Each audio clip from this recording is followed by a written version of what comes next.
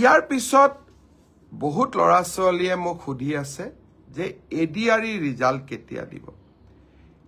ADRE result 7 March শুক্ৰবাৰে আমাৰ grade 3 আৰু গ্ৰেড 4ৰ যি আমাৰ ৰিক্ৰুটমেণ্ট কমিশ্যন আছে তেওঁলোকে ঘোষণা কৰিব যিমান কেইটা পদ আছে তাৰ বিপৰীতে দুজনকৈ ল'ৰা ছোৱালীক এই পৰীক্ষাত উত্তীৰ্ণ হ'ব আৰু তেওঁলোকৰ মাজত পৰৱৰ্তী সময়ত ৰিটেন টেষ্ট অৰেল অনুষ্ঠিত হ'ব অৰ্থাৎ লিখিত পৰীক্ষাৰ ৰিজাল্ট গ্ৰেড 3 আৰু গ্ৰেড 4 আমি 7 মাৰ্চ তাৰিখে ঘোষণা কৰিম এটা পোষ্টৰ বিপৰীতে দুজনকৈ ল'ৰা ছোৱালীয়ে এই লিখিত পৰীক্ষাত উত্তীৰ্ণ হ'ব শেষৰ নম্বৰটোত যদি বেছি ল'ৰা ছোৱালীয়ে একেটা নম্বৰে পায় তেতিয়াহ'লে হয়তো 3000 পোষ্টৰ বিপৰীতে মই ধৰি ল'ব কৈছো 6000 ল'ৰা ছোৱালী পাছ কৰিব লাগে কিন্তু একেটা নম্বৰ যদি বহু পৰীক্ষাৰ্থীয়ে লাভ কৰে তেতিয়াহ'লে একে নম্বৰ পোৱা ল'ৰা ছোৱালী সকলেও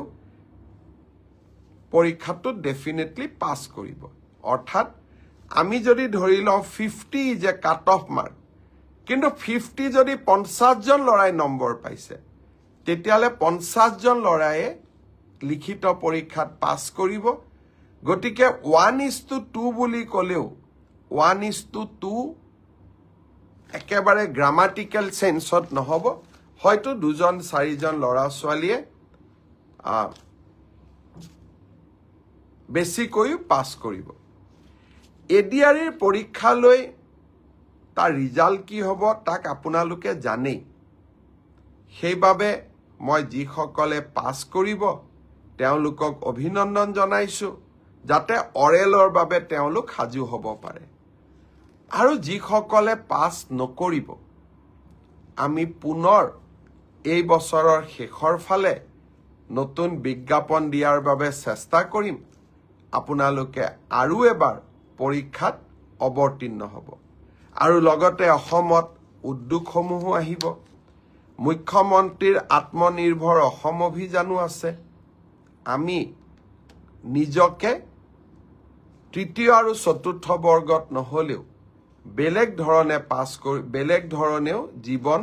সফল কৰাৰ বাবে আমি প্ৰচেষ্টা কৰিম বহুত ল'ৰা ছোৱালীয়ে মোক কৈ থাকে যে চতুৰ্থ শ্ৰেণীৰ পৰীক্ষাত বিএ পাছ কৰা ল'ৰাইও পৰীক্ষা দিছে এতিয়া কথাটো হ'ল আমি কোনোবাই যদি নিজকে চৰকাৰক ফাঁকি দি পৰীক্ষা দিয়ে তদন্ত নোহোৱালৈকে মুখ্যমন্ত্ৰীয়ে গম পাব নোৱাৰে কেতিয়াবা আপোনালোকে এনেকে মোক ফেচবুকত লিখে টুইটাৰত লিখে যেন মই সব গম পাওঁ কোনোবা ল'ৰা এজনে যদি বিএ পাছ কৰিও